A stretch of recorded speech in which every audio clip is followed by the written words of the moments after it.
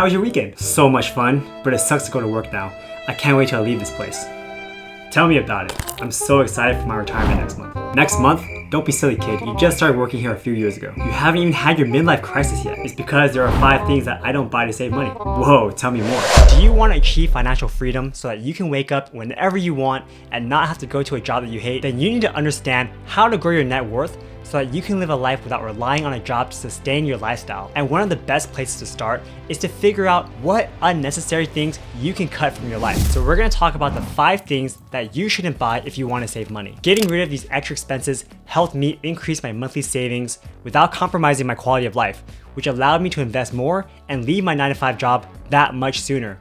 So if you follow these steps, I'm sure it's gonna help you too. So let's get into it. Now, the first thing that I don't waste my money on is constantly upgrading my tech devices. Technology moves at a rapid pace, and the computers and phones with the most powerful specs today cost significantly more than an older version. But because technology keeps changing, these devices quickly get outdated. So if you're continuously buying the latest devices, then you're just throwing money away because a new version is just around the corner. For instance, if you compare the specs of an iPhone 14 and an iPhone 13, you realize that there's really not that much of a difference. But if you were to buy a new iPhone 13 this year compared to last year when it was first launched, you save around $400. And the same thing goes with computers and other gadgets. If you're okay with buying a slightly older device, you could save hundreds of dollars for a marginally inferior product. So if you guys are on a budget and you want to save more, I recommend buying last year's models of tech products instead of trying to upgrade your devices every single year. The second thing I don't do is make impulse purchases simply because something is on sale. Most people would go to the mall or shopping center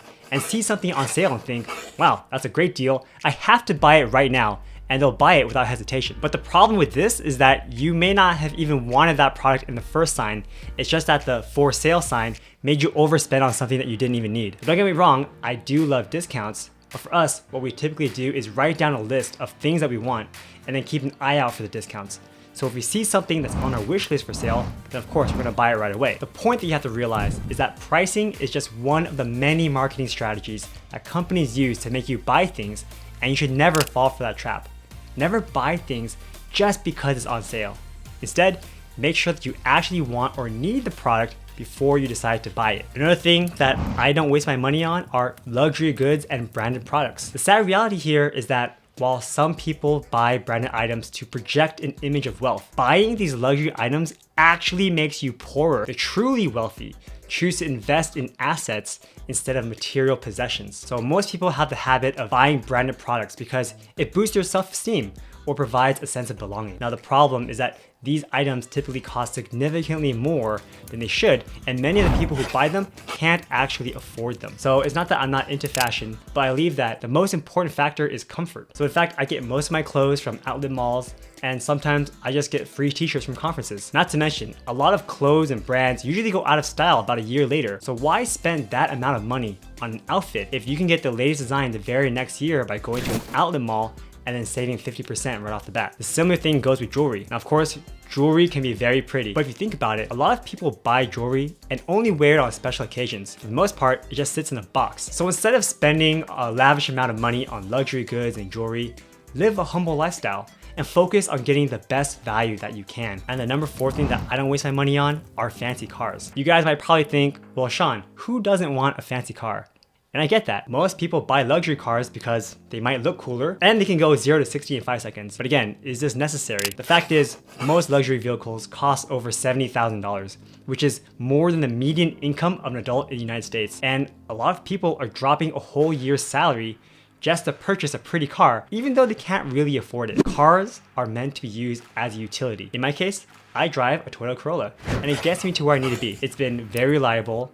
I think it still looks pretty decent, and I don't see any reason to upgrade it even though I can afford to do so. Plus, the maintenance on my car is relatively cheap compared to my dad's, who drives a Mercedes. He always ends up spending over $2,000 every time he needs to get it checked. And that's pretty insane if you ask me. Another thing that most people forget about is the difference in gas prices. Since nicer cars require premium gas, you're gonna be paying more for a car that costs more to maintain and that costs more to pump up. I do know that there are people out there who enjoy having a brand new car, but in reality, you're very likely going to be used to it after about a month of driving around. So instead of spending so much of your money on a luxury vehicle, it'd be better to buy a cheaper car and invest the difference in assets that generate cash flow. And finally, on to number 5. The last thing that I don't buy into are get rich quick schemes. Many people are attracted to the idea of getting rich quickly.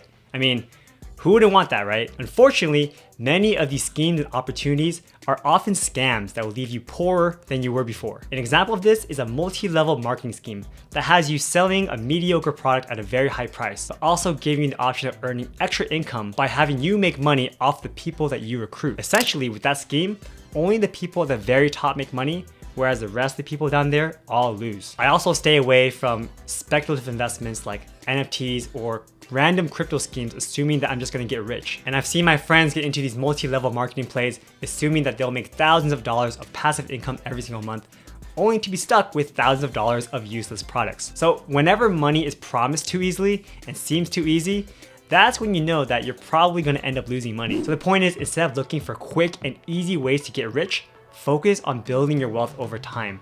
This may involve investing in stocks or real estate, starting your own business, or pursuing education or training to increase your earning potential. So when you're making purchases, make sure that you are buying for your own personal joy. Buying things that will give you long-term value or things that will boost your health instead of buying things just to impress people or because of FOMO. You should also consider that if you're buying is gonna cost you money over time, or is it something that's gonna give you money over time? So if you got to this point in this video, you might be wondering what to do with the money that you save. So if you do, you can definitely check out this video over here where I go over the importance of investing and how the power of compound interest works. Thanks for watching, guys. Take care.